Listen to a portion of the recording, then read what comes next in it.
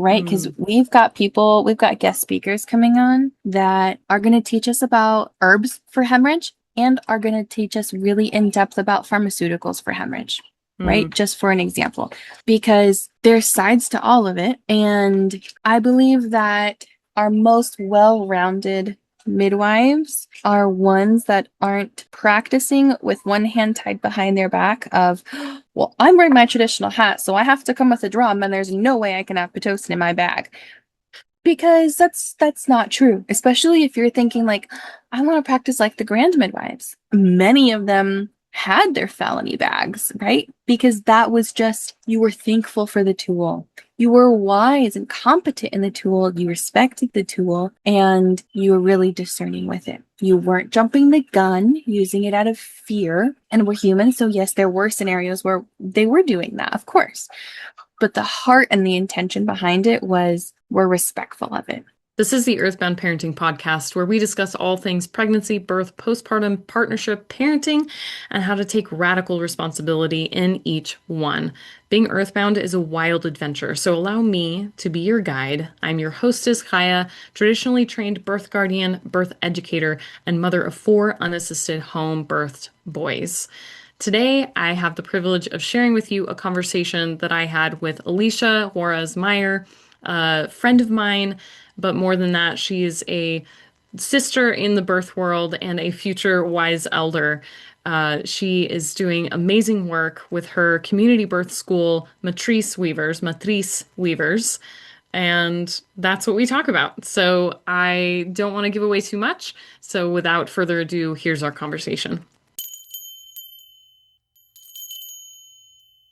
Alisha Juarez Meyer is a wife, mother, and women's teacher. She has been attending births and involved in birth work since she was 14. This has come full circle with recently opening a community birth school and attending births while still under mentorship. Hi, Alisha. Hello. I love you. Another friend on the podcast. I'm always happy to have you guys on. But I apparently have a lot of friends doing amazing stuff that I want to share with everybody. So I'm happy to have you on. Thanks for coming on. Yeah, I'm so glad to be here. So let's dive right in. So I think in your about page or something in the Matriz Weavers website, you mention your little sister's home birth, that being like your first awakening, your calling to birth work.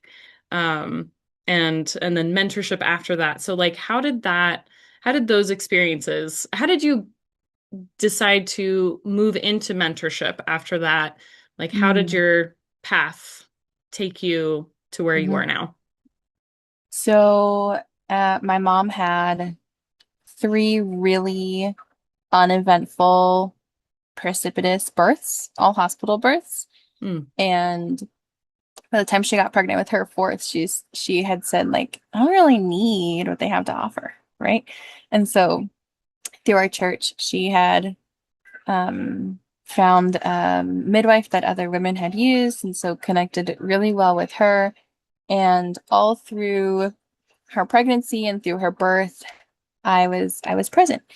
And it was quite different from Hollywood birth that we're just exposed to in culture and that I had experienced with the 3rd of her births, which was another hospital birth. And so getting to experience the really radical difference that it was really eye-opening, and it just immediately pulled me in. And so we were about 9 months out from her birth, and she had like a just totally straightforward butter birth, home birth. It was really great. And 9 months out from that, we had approached the midwife and said, hey, listen, I would love to get involved in any way possible. And that was not very long ago, to where she could have offered so many different books and so many different resources. And those just weren't on her, I don't know, on her docket at all. And so she's like, well, I really don't have anything to recommend, but you can start attending births with me. And we're like, dude, that's not at all what we were expecting, right? Yeah. And so we said, okay, take this 14-year-old to births with you. And so from then on, I did nearly every single prenatal with her. As much as I could, I attended the births. I was homeschooled, so I had a lot of availability there. And my mom was amazing and dropped me off, and she'd wake up at 2 a.m. and take me to the births, and she'd come pick me up. Wow. And I mean, without her, it wouldn't have been possible, right? One, it was her births, and two, it was her time sacrifice and like, okay, I'll throw my robe on and I'll meet you in the car kind of a thing. And Yeah. he was just, she was amazing for it all, and I'm so thankful for it. And so I spent 8 years apprenticing with that midwife, and there are some families that I got to see through 4 or 5 of their pregnancies, and that was really Wow. precious. So then it came time where there were some families that I had served as a student where they had said, okay, we're pregnant again and we really want just you this time. Wow. Whether that was we vibed differently or maybe it was like an age thing. They're like, oh, maybe we want like a younger some, I don't know. I have no idea what it was. But so they would get in contact with me and I would say, okay, what you're asking for, I'm not ready for, right? I haven't Mm. had this specific training. I am not at the skill or knowledge level that you're not you're requiring, but that you're requesting and asking for from me. Yeah. And so I had to be really upfront with that of like, here's what I can support you in. Here's where I'm at. Does that fulfill what you're looking for? And for some of them it did, and for some of them it didn't. And it really did honestly look like an uber educated doula, right? They were Mm. essentially free birthing, Mm. and then I could help them with the placenta tour, or like, oh yeah, it's normal for this to be the progression of whatever kind of a thing. But I wasn't coming in with really explicit skills or like, bum, ba, ba, she's midwife and she's doing the thing. It wasn't like that at all. Mm. And so it was a lot of transparency. It was a lot of honesty about what are you looking for? Where am I at? And um, so with that prompting from my community and the realization for myself of along those 8 years, we had seen so much normal. Like, thank you, Lord, right? They were, everything was handled well, and there was no like crazy midwifery life shattering world crushing moments, right? Mm. Um, but with that, there was some gaps of knowledge and some deficits. Yeah. And so I had pursued schooling, midwifery schooling, and through that, I got some more foundational basic midwifery education and knowledge, and that in itself also left some gaps. And so along the way of serving families, it's it's never quite been the midwifery that the culture today recognizes as midwifery. Mm. And so I really, really hesitate to call it midwifery. I don't call myself a midwife because it doesn't match the cultural preconceived Expectation. notion. Yeah, Yeah. right. So throughout my websites and whatever I'm going to call myself, it's always going to be something different. It's going to be like, oh, I'm just a birth teacher. My husband loves to call me a childbirth educator. He's like, yeah, I mean, you're doing the thing. You're educating them. It applies. Yeah. It applies, right? And for a while I was holding doula, and for a while I was holding traditional birth attendant, and they're all whatever. It is whatever. Um, I can't be hung up on it anymore. I'm kind of Yeah. irritated by it all. But I relate. I just what do you need from me is what it Right. is. What education can I provide? What hand skills have I learned that is truly women's wisdom that I can help you to reclaim, to remember? I have Parteta in my blood. My great grandmother in El Salvador was Parteta for their villages, and so it's somewhere down there, right? But how can we remember it? How can we reclaim it for ourselves that we haven't just dropped at the feet of obstetrics? of hospital systems. So that's where I'm coming at with my families. What can I provide to you? How can we be fully transparent and honest and um, standing really strongly ethically together? So I did that schooling, have gone through like 50 versions of myself. Who am I? What am I doing? What am I calling myself? What am I, like whatever, all the things. And along the way, I've always had really great mentors. Started with that midwife that I was with for 8 years, and even now we're still in contact and we still communicate a lot. And to now, I have mentors all across the country that I sit with a couple times a year if I'm lucky, and I sit with them weekly virtually. And I've gone and assisted and attended births with other midwives, as is like time able, and sometimes they're in different states. And so I keep myself not as an island, right? I really want to keep myself humble. And what do I need to know next? What can I learn from this? Because every birth is going to leave you with something new, something you can Yep. hone, something you can reevaluate. And so I keep myself really plugged in with mentors. And that's been really one of my favorite parts. So then here we are of I still don't know everything. I still don't know what you want to call me. But so ancient art midwifery has been around for about 40 years, and they have this program where you can be a licensed school through them and borrow and use their curriculum and make your own school using their curriculum. So we've got a 40-year time-tested curriculum that then you tweak and you say, well, I don't know that everybody needs to read spiritual midwifery, so we can take that off the required reading list, whatever.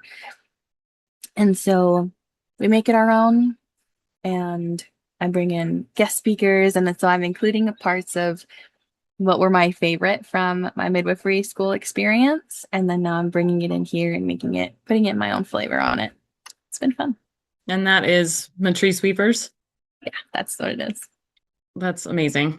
Everybody has sort of a different path to like coming to their calling and things like that. But just like, I love your story specifically. Like when you're an old woman, like your story, I think is going to be one that like younger midwives are going to be like, Elder Alisha, I learned and her story was so inspiring and that sort of thing. And I see like God's blessing just like all through it, how that midwife, like she could have suggested a bunch of books, but Totally. instead she was like, oh, just come with me. I mean, like the truest like apprenticeship model, the Yeah. oldest model that there is. And then for you to have the wisdom and the humility to be really honest with families that were coming to you about where you were at, and then with yourself to like further your education and stuff like that. I think it's almost really hard these days to maintain uh,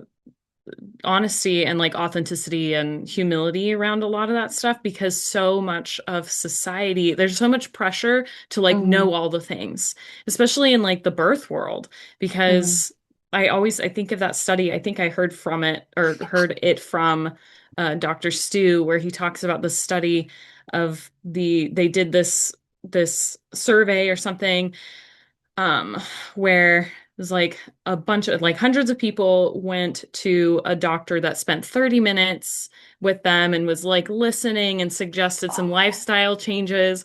And then there was another doctor that spent 5 minutes with people and prescribed them something and just like, Mm-hmm. here's a pill.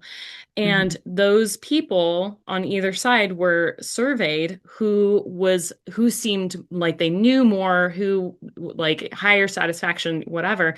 It was the 5 minute prescription doctor that Mm-hmm. people said, oh, that person really knows what they're doing. They really know what they're talking about and stuff like that. And that like telling that story, I always think like from my perspective, I would think, oh, the 30-minute doctor, totally. I would like Mm-hmm. totally resonate with that guy more. But it just like gives, I think, us all a really good picture of where kind of society is at. Mhm. We expect people to just know. And there's a lot of pressure on doctors, obstetricians, like anybody in the medical field to know everything about Mhm. everything.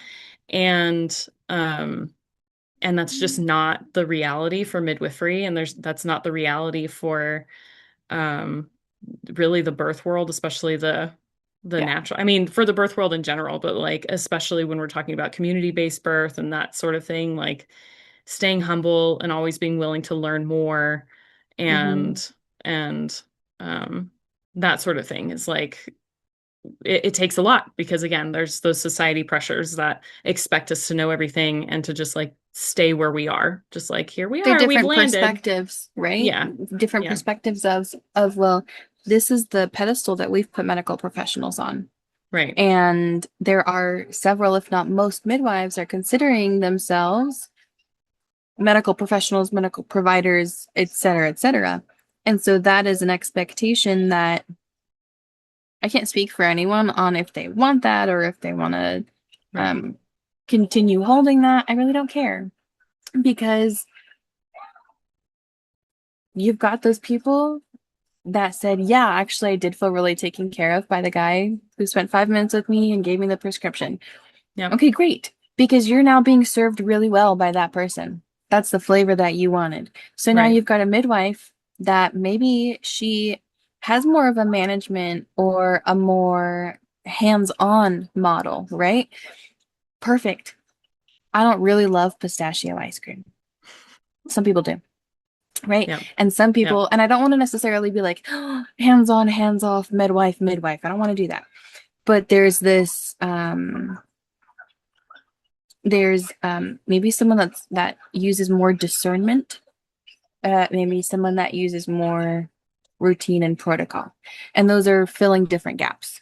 A Right. hospital OB, what are they doing? Like they're doing like 3,000 births a month kind of a thing. I have no idea what the numbers are. You maybe do, but they're doing an insane amount of births. So we Yeah. could not expect them to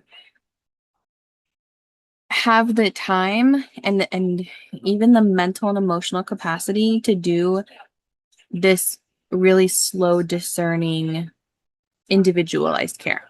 I Right. was teaching a class last night for a church community and it was like they had done I think 3 weeks where they went through a online childbirthing course and they had saved up a bunch of questions. And so we did like this Q&A time and they had defrosted a placenta. And so we did a placenta tour and it was really great. And this was one of the conversations because some of them home births and some of them are hospital births and some of them like, I have no idea what I'm going to do. Mm. And some of them are like, this is baby number 12, girl. And some of them are like, baby number 2 or first time moms. And it was really precious to have that much of a difference. And Yeah. so one of our conversations was this of they're really doing the best they can, right? Yeah. If they don't know the person, if they don't have over 12 hours of relationship building and basis with people, how are they going to base anything off of anything? Of course, they have to go off textbook. Of Right. course, they can only grade you by these standard boxes because Yeah. it's the system, right? And so, if that's not what's serving you, then find something else, even if that is an OB that does it a little bit differently. And so, I have a lot of appreciation for the different flavors that are out there. Absolutely. Yeah. I do too. And I hope I didn't mean for it to, if it did, I didn't Mm-mm. mean for it to No, sound like I was disparaging them at all because I no. 100% agree with you. Like I say, I think at the end of every video or whatever now, that we're all doing the best we can with the tools that we have at the time. Hmm. And like you said, like people who have more volume practices, they can't go off of some of the stuff Right. that maybe we can in our more relational based services and things like that, Hmm. service and ministry.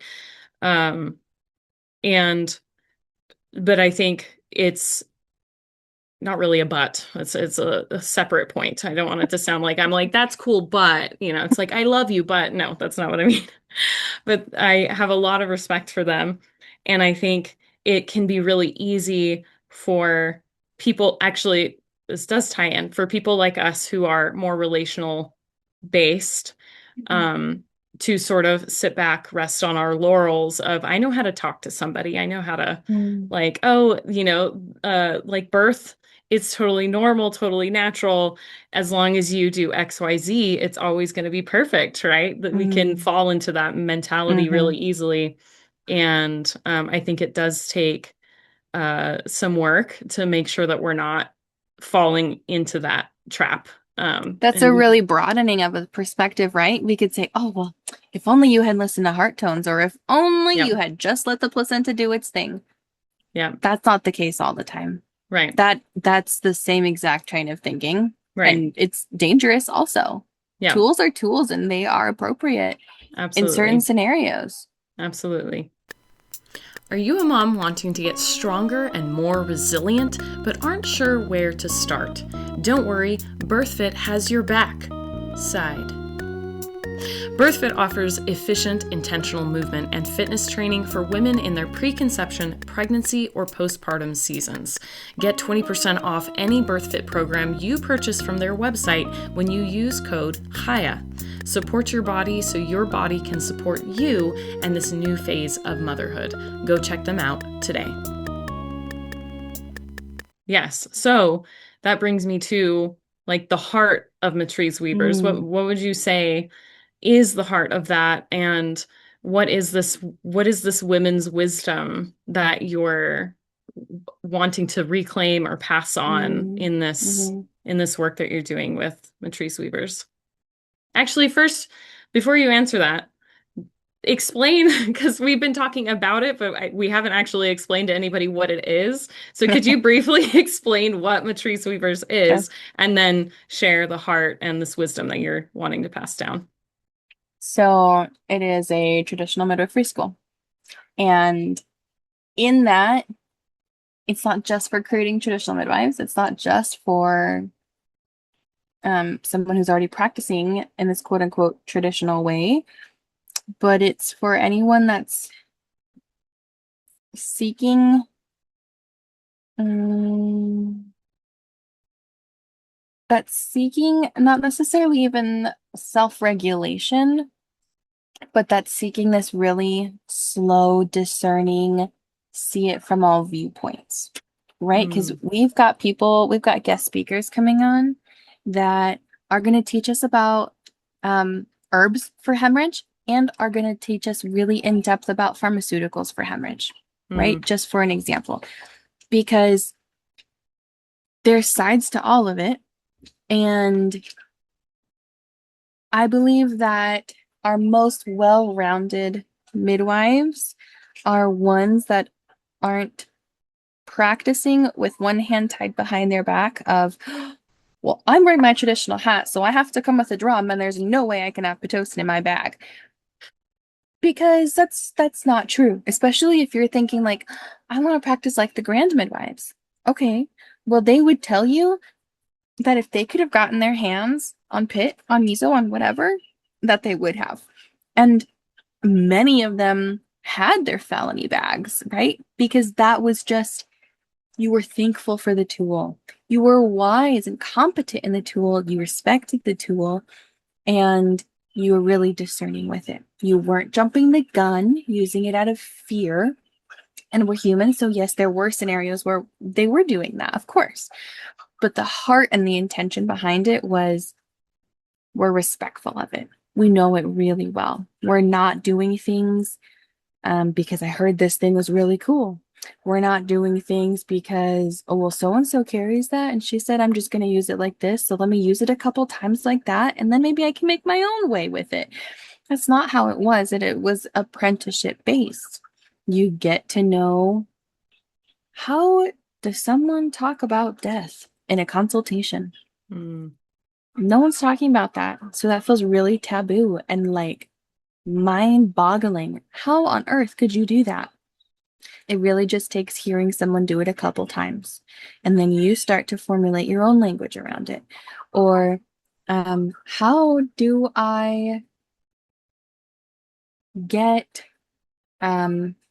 or how do we have these consent conversations prenatally so that when it's time for labor and if something happens where help is needed, you've already preformed this consent. You've already had these really deep conversations and you've already laid this understanding of here's why you're hiring me. Here's what you specifically are asking me to help with. So we're having these conversations real time on Zoom. That's as best as we can do, right? Because we've got students across the country. So we're meeting weekly. First 4 Mondays of the month we meet, and if there's a fifth Monday, lucky you, you get the day off. One of those Mondays is a guest speaker. We've done homeopathy, we've done ideology and ethics, we've done how to be a good student and apprentice. We've got someone coming on this month she's an epilepsy mom, so talking about that journey for herself. And so I've got like all these really, really cool topics and people lined up that I'm so stoked about. And we sit for 2 hours and it's like they're going to give us so much wisdom and then they're going to open up for questions. And then these people are available sometimes for continued mentorship individually. And so what are we remembering? What are we reclaiming? How to care for ourselves, how to be in community, how to care for our sisters and our cousins and whatever. That's what we're doing. Because we should all know how to feel our babies in our belly and know some sort of a position, right? We should all know how to tap into our intuition, how to listen to the Holy Spirit's guiding of this is what's needed next. And it's going to look different for everyone. It's going to sound different for everyone. But this is what we're walking each other through. We're walking each other through how can I be the best support for this woman in my community? Whether that looks like I'm the person in the room with the most birth knowledge, I'm the person in the room that just has quite the way with words and I say the best prayers. I'm the person in the room that I can just sit in the corner and sing and I can just be that intercessor, right? Like there's so many different pieces to it, but they all weave together. And so we're getting clinical midwifery education, and because that's part of it, right? Physiology and anatomy, there is that overlap with the medical world because we're all dealing with the same bodies, but how are we perceiving it? The medical world is maybe asking, or let's say like the allopathic world, maybe they're asking, what's wrong? What could go wrong? But on this side of the world, we're asking, how can we confirm normal? Right? Maybe they're doing a newborn exam of like, I'm checking to see if there's a heart condition. I'm checking to see if they've got scoliosis. I'm checking to see this, and that. That way we can take care of it. That way we can treat it and we can move forward, which isn't wrong, right? You do want to treat and move forward with some of those things. But on this side, we're confirming normal of like, oh, look at that spine is normal. Oh, look, that palate is normal. That growth, totally normal. And so it's not seeing things with a different lens in the sense that we can put rose-colored glasses on or that we can put our heads in the sand, but it's just a different perspective that we're coming from. We're still going to pick things up. We're still going to be super, super knowledgeable and normal. That's our highest goal, be knowledgeable and normal. That way, when something's off, you'll know it instantly. Yep. You're not going to have the diagnosis. You're not going to have like, this is a murmur of the atrium and this, and that. You could, why not? But that's not the intention here because that's for the escalation of care. We know when to escalate care when appropriate. We know, hey, that's out of my scope of knowledge. That's out of my scope of ethics, but I do know where to send you. I do know where we can take you. And that's the discerning piece, right? So does that answer your question? It was really long. Yeah. Yeah. You're sharing what I was hearing is, well, you shared a lot about like the heart behind it. And I think maybe a way to summarize it is that the heart behind it is to return wisdom and knowledge that belongs to all of us which I think I saw somewhere on your website. I just like briefly glanced at it, but I think it said birth belongs to families or birth or Mm-hmm. something like that. Or yeah, something like that. And I have a similar phrase on my website that's birth belongs to you, speaking to, Mm-hmm. potentially the mother that's Mm-hmm. coming, to my work. And for a long time, I was using the phrase birth belongs to the people, like we the people, from Yeah. but the idea is all the same, that birth is not, it doesn't belong only in the Mm-hmm. medical institutions and that sort of thing. The gate that has been placed, I think, in our psyche collectively doesn't actually exist. We can go ahead Mm-hmm. and take that down because it's not needed. No, thank you, because this belongs to all of us. Mm-hmm. And this is women's wisdom and that sort of thing. So, but we have the gift of the knowledge that we have today of Mm-hmm. both the clinical pieces and these like more a little more like, I guess the allopathy part of it is more like just we've got names and terms and that sort of thing.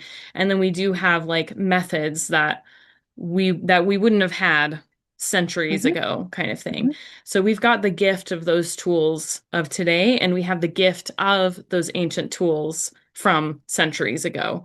And the tools that got us to this point in our human existence to begin with, and then also these tools over here. And so Matriz Weavers seems to be this beautiful tapestry of Mm-hmm. all of that together with the intention of bringing birth back into the community and into women's hands, but Mm-hmm. families' hands, and Mm-hmm. including Because everyone needs to know how to give their baby breaths, right. right? If you're Yep. birthing, you really should be the one to give them that breath of life. That is Yep. so precious. Yep. And there's a method to that, right? There's a Yeah. science and an understanding behind why are we doing this? Why is this needed? How many are we going to do? How much air am I going to give?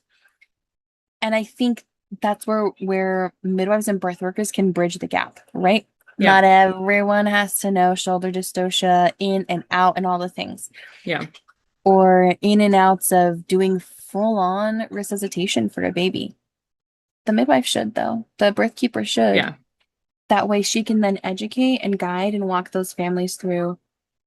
Here's the times where you are needed, and here's the times where I can guide you through these things.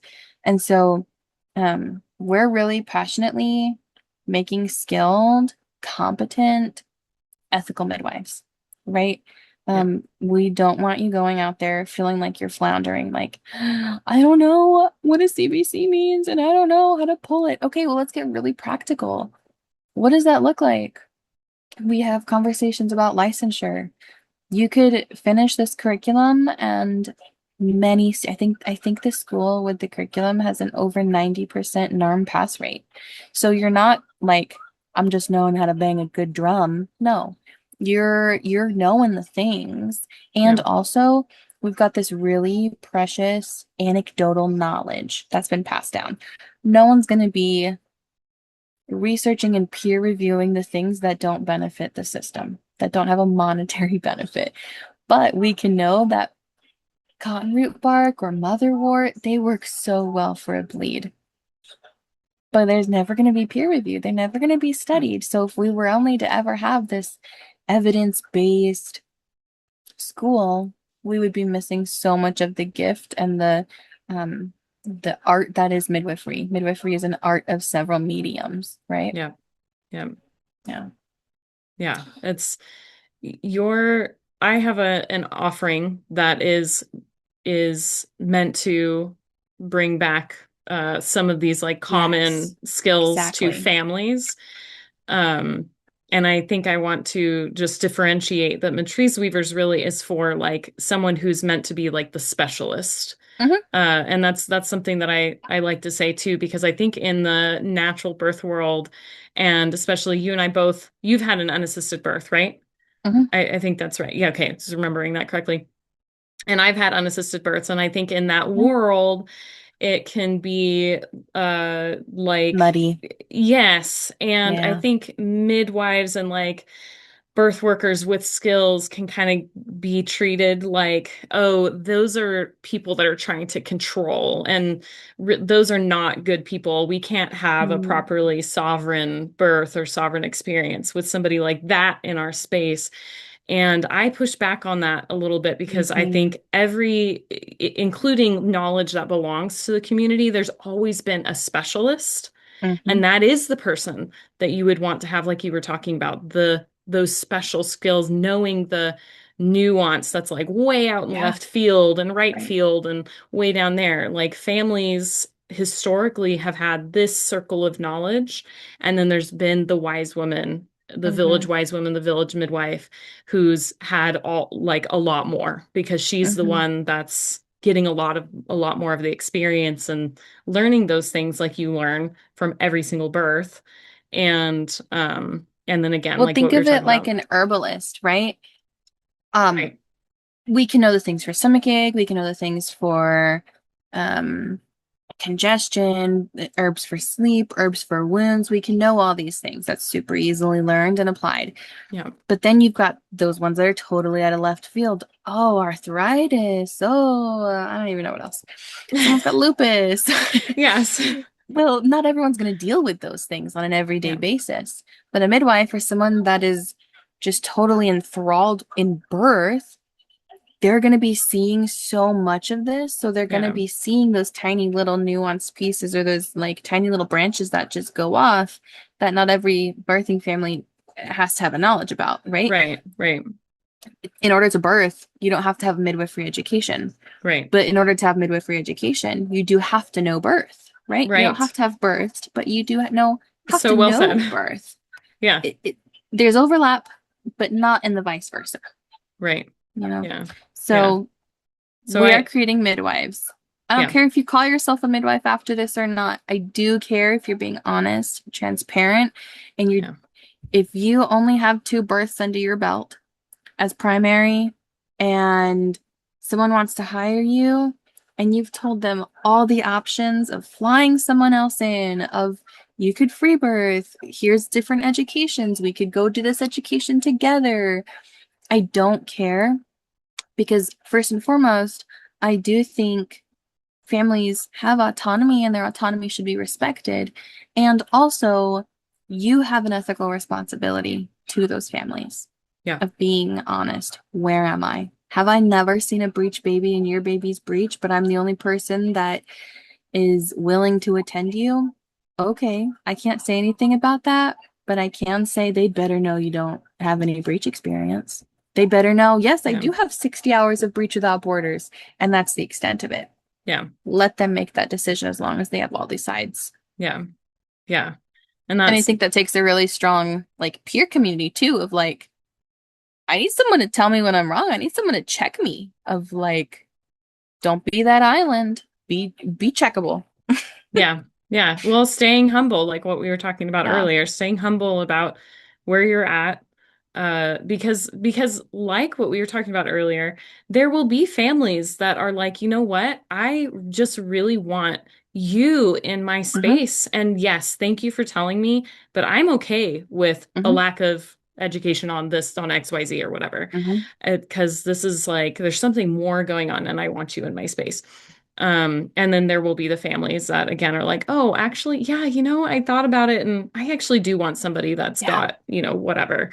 Um, and that, like you said, is truly, I think, respecting their autonomy, their ability Hmm. to make those decisions. I mean, it's the same, it's two sides of the same coin, where deep in the medical sphere where we trust them blindly and they don't Hmm. tell us things, they're not getting real consent, and then they do things and we're like, I never knew that that was even an option. I didn't know what that Hmm. meant, and what the heck, you let me go through that and I didn't know. That same thing will and can happen on the other side of it too, where Yes. it's like it doesn't matter that you're in a home birth space, like if you're Hmm. not being forthright about, and that doesn't mean that we need to read minds or whatever. It's just we're doing our due diligence to communicate what Mm-hmm. might be a concern for these people and what Mm-hmm. they for sure do need to know and that kind of thing. And yeah, so again, like humility, um, staying humble and pursuing more and authenticity, being authentic, not quite the word I meant, being really honest and forthright Mm-hmm. again about like where we're at is a huge part of this because of what we mentioned earlier with the like the expectations and that sort of Yeah, thing. Because sometimes families, I think, approach specialists that are more, I'm just gonna use specialists just to like, I sure. guess be clear, but specialists that are like more in the natural birth sphere. Sometimes families approach that world because there's something that's pulling them to it, but they might not be quite in a place yet where they're ready to take quite the leap, Mm-hmm. wherever, someone like me might be at or whatever. They're not ready to jump that far, but they Mm-hmm. are trying to be in these waters. And so again, like being honest about where we're at and then learning the skills, maybe that's the catalyst for an aspiring birth worker to Yeah. get the education in that sphere. Oh, that family really, I think I would have loved to have connected with them, but Mm-hmm. I didn't have this XYZ skill that they were really looking for. And that can be like a mutual honing. Mm-hmm. You mentioned the community, like the accountability within the community. Um, is that a part of Matriz Weavers? I'm sure it is, but other than like the weekly calls and that sort of thing, like how does that what does that accountability look like in that Sure. world? I don't have any goals of being a 200 student school, right? I want to keep things intimate. I want to keep things personable of I kind of want to be keeping track of you. It not like in a bad sense, but in a sense of like I care about you and I'm invested in you. And I Yeah. want to know where are you going? What are you doing? What challenges are you facing? Because if I can provide the mentorship, or of all the people that I'm connected to, or of all the guest speakers we're bringing on, if you want their mentorship, let me tell you, I've brought on some pretty amazing people. And so many of them are like, yeah, here's my phone number. Don't be an idiot out there. Get help. Don't be. And they'll tell Yeah. you straight up. They may even use some more colorful language, but that's their flavor, right? Yeah. And I think that's what we need because we have so much talk out there of licensure, especially for midwives, Yeah. of um, being regulated. Who's going to regulate you? How do we know that you're upholding or that you're to this standard, this par of education, of experience, etc.? And that's where we get like the PEP and we get the NARM from, right? And the that's the idea. But that's not true. We have people graduating so many of these midwifery schools who know the very bare minimum and they've met the very bare minimum of birth experience checkoffs and they're just a cookie cutter. And they come out there and they're now on their own and they're floundering, not just in how do I do insurance, but they're floundering in the really hard conversations or Mm. in my 50 births that was required, I never actually saw resuscitation or whatever it was, right? So now they're truly floundering because we got so caught up in quantity over quality, right? Yeah. And so here, one of the many puzzle pieces to the solution of what would we do without regulation or licensing or certification standards, what would we do without that is elders. We must be in community with elders. We have to be interwoven of, I just need someone to hear me on this. Tell me if I'm being crazy. Tell me if I'm sitting in my ego. Tell me if there's things you think I don't know, but I need to know in order to support this family here. Whatever. If we're not teachable, if we're not stable, if we're not surrounded by peers and mentors and elders, then we're dangerous. And I don't use that lightly. We hear that thrown around so much. Oh, that dangerous midwife. Did Hmm. she just let them, like, quote unquote, let them go to 42 weeks? Like, what really are we saying is dangerous here? She Yeah. said they could have red raspberry leaf in their first trimester. Oh my gosh. Yeah. But what's really dangerous to me is someone that's not honest, someone that's not an integrity, that's not seeking elder advice.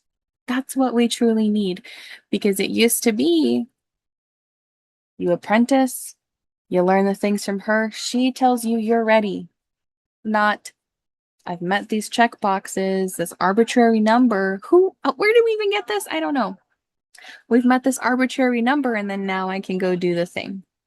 This is actually really serious work, right? There are actually lives in your hands, Yeah. especially if you're claiming to have knowledge or you're claiming to have skill that you don't, or your families aren't being super stupidly educated.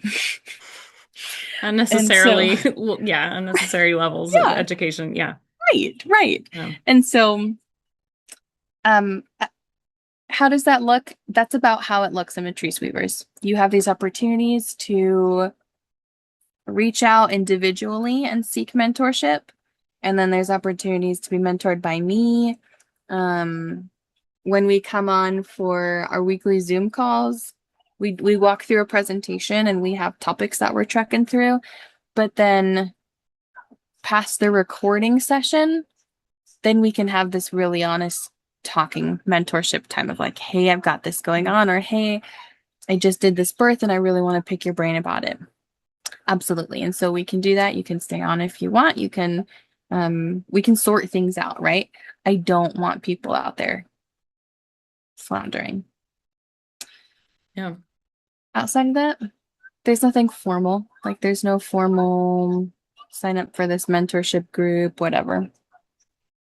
Well, Yeah. I love what you said because it reminds me of what was probably going on for millennia before, which is women sitting in a Hmm. circle, talking about things like, it's funny. I think men tease women about, just like, oh my gosh, you were just chit-chatting the whole time, or like for hours we could just talk. And especially give women like a task to Oh do with yeah. our hands and we're talking, we'll be there for days. But that's how women, that's Yeah. how we learned from each other. That's how generationally it wasn't like, Hmm. oh, grandma, get out of the knitting group, Right. it was elder wisdom, again, Hmm. the teenager. That's why, like, your story is such a blessing. Like, oh my gosh, what a dream scenario where you're a teenager, you're a young woman being brought under the wing of Hmm. an elder midwife. I'm assuming she was much older than you, but Yeah, she'd been in practice for like 30 years. She yeah. was well into her 70s, I think, kind of Yeah, a thing. could have been your grandmother. So like Yeah. just Oh the yeah. the ancient, way of doing things. Not only did she have her own births to share with you, but like the wisdom of a mother Hmm. who probably already had adult children. And here you are, this young woman. And that's how we've done it for so long. And I think it's funny when I think sometimes I know someone like me for sure. I can like overthink the systems and whatever that Hmm. we're needing to like if I'm trying to like what's the most perfect way of doing a school or whatever, what's the most it's like systems da da da da and that's just how Hmm. my brain works. But when it really comes down to it, it's like could women just talking to women be enough? And yes, it really could as far as like mentorship, holding Yeah. each other accountable. And I think one of the things that I love about the way that you talked about this is that I can sense, I mean, I know you, but like I hope other people can sense the the deep intention, like the depth of your love for humanity in the way that you're not going to let surface level kindness get in your way. Like if somebody needs to hear a very serious truth for the Hmm. sake of themselves and Hmm.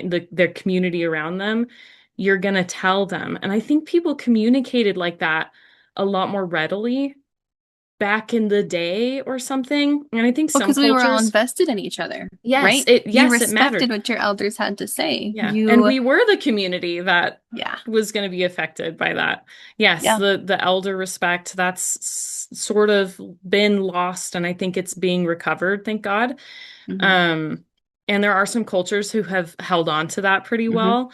Hmm. But generally, I'd say like modern, at least Western society is like largely has sort of fallen apart a little bit, and we've got people like you and lots. I mean, there's a revival happening, and I think Yeah, it's I think really, really so. cool. Like it feels like God is moving in so many different like communities to weave it all back together. Hmm. And I think, yeah, your work there is so important. And even though you said you're keeping it small and intimate, like it's all a ripple effect. Like each individual will go Oh, back yeah. to her community and change the world, even if that world is, her town or her region or Even if whatever, it's it just will telling her expand. mom, you didn't actually have to suffer through that, or Yeah. helping someone better understand their birth or whatever it was, one person is enough, right? I'm not out here Yeah. to change the world. I'm here to see worlds change. Mm, So one person, that's enough. Yeah. amazing. And I'll say um one more thing about what I think is dangerous is someone who thinks they know it all. Because then you're not going to be teachable. Because then you're not going to want to hear from the people. But kind of whatever your bias is that you're coming in with, whatever ideologies you're coming in with, whatever spiritual and cultural and whatever other differences, they don't really matter, right? If we could just get to the heart of, I really want to help you serve your community the best that you can and what they're asking for. Even if that is you take this route and then you are like, hey, you know what? My community actually needs me to be a nurse midwife in the hospital. Fine, Yeah. so be it, right? Yeah. Um, I really don't care. And I mean that with as much love as I can give. Yeah. Well, I think it's a testament to, again, that truth beyond like surface level kindness. Like Hmm. not that you're unkind, but just like that is the kindness, is Hmm. that like actual love that has legs on it, like Hmm. you're like go do what Yeah. like I'm here to teach you this tool and this tool, and this is how you use this, and this is when you Hmm. might want to use that, and then go use it how God, like you're in God's hands, Yeah. um, ultimately. And I think so. Matriz Weavers, that's under your ministry, or is it separate, or or what? It's part of ancient art midwifery. So Oh, okay, okay, so separate. yes, but not really. Okay, I have them join my ministry because I have such a personal dealing and I'm telling stories and I'm giving them insights into whatever secret little top secret things we have. yeah, So in private that information. sense, yeah, exactly. So in that sense, yes. Okay, Mm, yeah, it yeah, is what it is. I don't know. I tell people, I'm like, listen, you got to sign this. You got to be in the special club, but it doesn't mean that you're agreeing to our religious beliefs and affiliations and whatever's. It's just a cool club. Get in it. That's all. yeah. It's not a big deal. Well, it's like it is a bit of it's like the baseline of like Yeah. you're like people who are coming into Matriz Weavers have to at least align on this like Hmm. foundational level. And beyond that, it's the same thing. It's okay. And the rest of that, it's in God's hands. Exactly. I've done what I So could. it's like a thorough. You're through and through on every level. That's your approach, and I love it. That's one of the things I love about you. You're like, I'll tell you asked, I'll tell you, or Yeah. hey, I'm holding you accountable because I care about you, and the rest, it's in God's hands. So Let's I say love I don't that. even agree with it, you're going to do with it, but I have the knowledge. Is it my ethical responsibility to share that knowledge because I have it? I believe yes.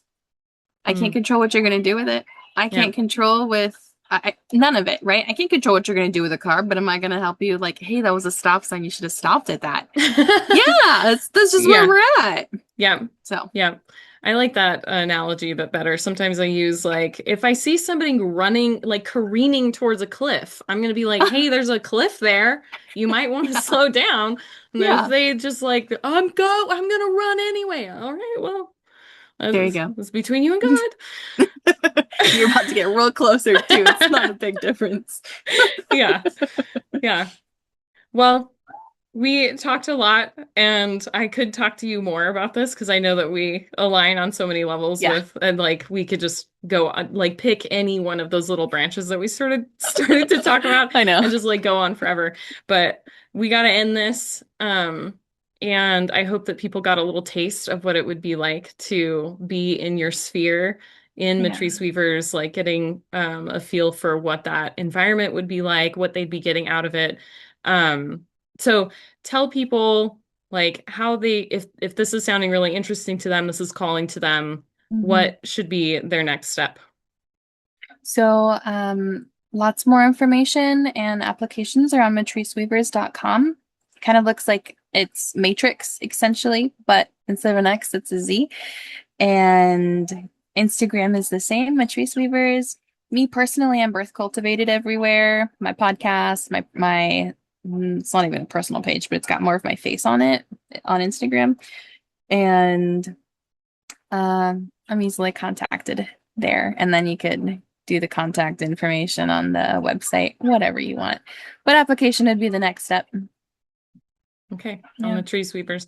Yeah, Matriz. It's Spanish. For anybody wondering what that even means. You can look up what that means, I guess, people. But yeah. It's womb weavers. Yeah. Yeah, I love it. And that's like one of the, I think it's unique if you're outside of Mexican culture, I guess. Because it's not, it's like a little bit more of a common word. But yeah, well, thanks, Alisha, for coming on, for talking about this. We've been trying to schedule this and we finally made it happen. But I'm really excited to share this work that you're doing, to share you with the world. Because I think, even though you and I both are young, you have such a wise soul. God has gifted you so much with so much experience and just this like beautiful outlook. And again, I think you are a wise woman when you're an old woman. I mean, like people are going to come looking for you, like they're going to climb a mountain to find you on the top of the hill, kind of. You're going to be that kind of woman, I think. And so it's a privilege to know you when we're both young spring chickens. And so thanks for coming on and talking with me for a little bit. Thank you. See you next time. I hope you enjoyed that conversation I had with Alisha. I hope you were inspired. I hope you learned about Matriz Weavers. And if you were feeling called to it, go check it out. The world needs more wise midwives, wise birth workers, trained people sharing the good news of birth knowledge, putting that birth knowledge back in the hands of the community where it belongs. If you're new here and preparing for sovereign birth, start with the Secret series. It's private and designed to orient you properly. Details in the show notes. Otherwise, feel free to share your input in the comments below and try to keep things civilized. We can only do our best with the tools we have. If you've gotten value out of this video, give us a like, subscribe, or consider donating through my website. If you're just listening, give the channel a few stars, and otherwise check us out at earthboundparenting.org. With that, bye-bye for now. Intended for educational and entertainment purposes only. Nothing in this video is medical or legal advice. By engaging with this content, you agree to take full responsibility for your own experiences and decisions as a result. Everything on this channel is property of Prudence Ministries, a private healing association, unless otherwise stated. Blessed is Adonai, divine sovereign, who brought us to this place and this time for this purpose.